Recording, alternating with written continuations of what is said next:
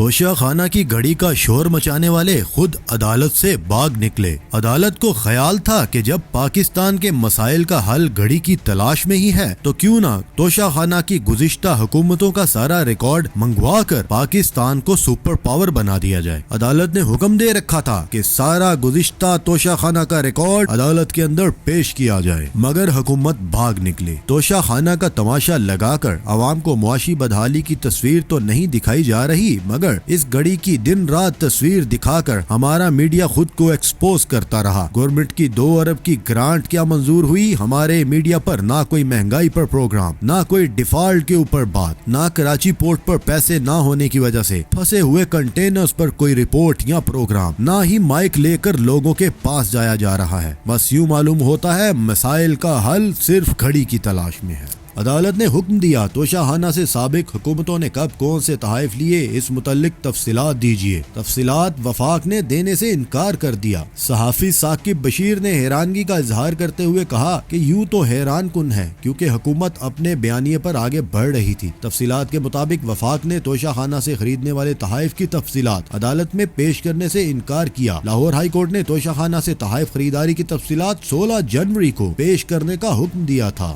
وکیل اظہر صدیق کی درخواست پر سماعت کے دوران وفاق کے وکیل نے کہا تفصیلات کو خفیہ رکھا جاتا ہے۔ عدالت نے ریمارکس دیے تحائف کی خرید و فروخت کے بعد خفیہ کا لفظ استعمال نہیں ہو سکتا۔ جسٹس عاصم نے ریمارکس میں کہا توشہ خانہ سے تحفہ خریدنے کے بعد اسے ٹیکس ریٹرن میں ظاہر کرنا پڑتا ہے، پھر یہ خفیہ کیسے رہ سکتا ہے؟ اس کیس کی سماعت میں سامنے آنے والے ریمارکس پر ثاقب بشیر نے کہا تھا توشہ خانہ تحائف کے متعلق موجودہ حکومت نے جو معیار بنایا اسی بنیاد پر بیانیاں آگے بڑھا رہے ہیں۔ ان کا دیگر ادوار کے تحائف کی تفصیلات فراہم کرنے سے انکار بہت ہی حیران کن ہے۔ ان کو تو چاہیے تھا فوری معلومات دے دیتے، یا پھر ان ادوار میں بھی دال میں کچھ کالا ہے جس کو خفیہ رکھنے کی کوشش کی گئی ہے۔ عدالت میں سماعت کے حوالے سے اظہر صدیق نے کیا کہا آئیے آپ کو سنواتے ہیں۔ بڑا اہم تھا۔ عدالت نے کہا جب تک تو حکومت پاکستان کے پاس یہ تحفے تھے، پھر تو کلاسیفیکیشن ہے، جیسے ہی آپ نے کسی تیسرے فرد کو دے دیے، کس قیمت پر دیے گئے، تو کلاسیفیکیشن تو وہاں ختم ہو جاتی ہے۔ وہاں کیسے کلاسیفائی کر سکتے ہیں؟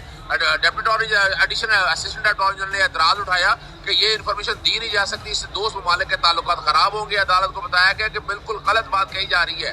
وہ تو تعلق جو تحفے دیے گئے تحفے استعمال کے لیے دیے گئے ہیں، تحفے جب آپ نے استعمال کر لیے جہاں تک پڑے وہاں تک تو ٹھیک ہے، لیکن کابینہ ڈویژن یا کوئی یہ تحفے اپنے پاس رکھ نہیں سکتی ہے، اس کا انکار کر دیا گیا۔ اور پاکستان انفارمیشن کمیشن نے بھی کہا کہ یہ انفارمیشن فراہم کی جائے، مگر یہ انفارمیشن فراہم نہیں کی جا رہی تھی۔ عدالت نے بڑی واضح طور پر عدالت میں کہا ہے کہ یہ کلاسیفیکیشن ہے یا نہیں ہے، اس کا فیصلہ عدالت نے کرنا ہے۔ یہ ساری انفارمیشن عدالت کے سامنے لائی جائے، عدالت فیصلہ کرے گی 16 جنوری کو 1947 سے لے کر اب تک کے جس کو جو تحائف دیے گئے، جس قیمت پر دیے گئے، وہ ساری تفصیلات عدالت نے مانگ لی۔